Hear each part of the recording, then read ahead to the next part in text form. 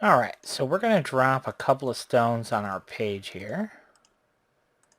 Take a look at a task here. That's common task. We're going to select both stones, shift add stones, and that will create a straight line of stones for us. Now, if we double click on this path, what that does is it actually changes tools to our shape tool here in CorelDRAW. And now this path is by default already set to be a curve.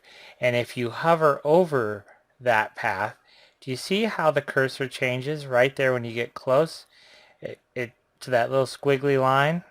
That tells me I can pick it up and move the path. Okay? So we do need to be in our shape tool, and when you hover over that line just right, that cursor changes to that little squiggly line. See, now we can't do nothing, but if you hover over it, now we can move it. Now I do want to show you something else. If this is a line, if we right click on it, as we hover over the line again, we can right click on it and see we have a bunch of options. Adding a node, deleting a node. We can set this curve to be a line. So, I mean, I guess technically it's possible that we double click on our path and see how we still get that same cursor, but now we can't move. It's not a curve because it's a straight line. We can move the path and the stones will move with the path. But if you right click and change it to a curve and then hover, well, then we can do some pretty magical stuff. We can also click on these end nodes and get your control handles and watch what you can do with the control handles. See, you can bend. There you go. Like a rubber band, you can move it all around.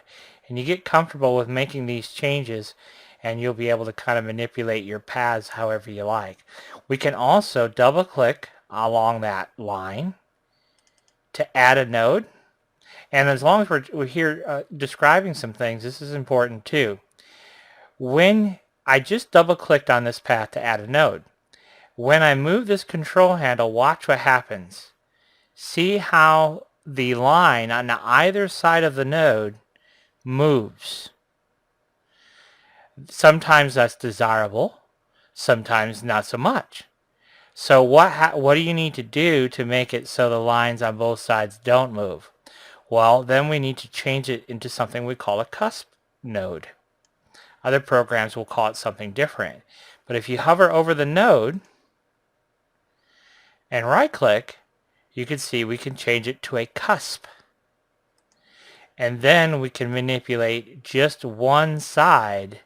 See, now you can see we're totally manipulating just one side of the node. And then if we want to manipulate this side, well, then we would choose this control handle and we could manipulate that side. So that's kind of handy as well. We can also hover over it, and you see there's another option where we can smooth. We use that all the time. And when you smooth a node, see, then it's no longer a cusp because we smoothed it. But we also have this thing called symmetrical as well.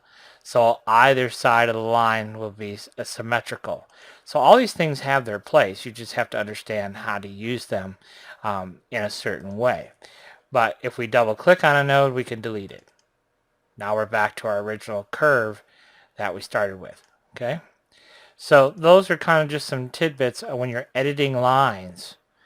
You know, what you need to do and what you need to be aware of, and how you can manipulate these things and be able to create whatever it is you want to create. It's a simple little task, but if you just kind of familiarize yourself with the control handles.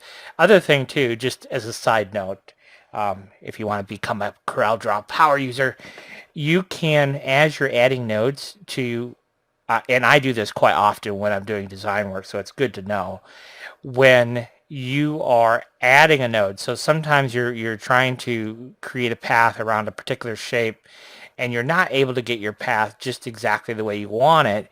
We need a bit more control. So we would add an additional node that we can control that path with.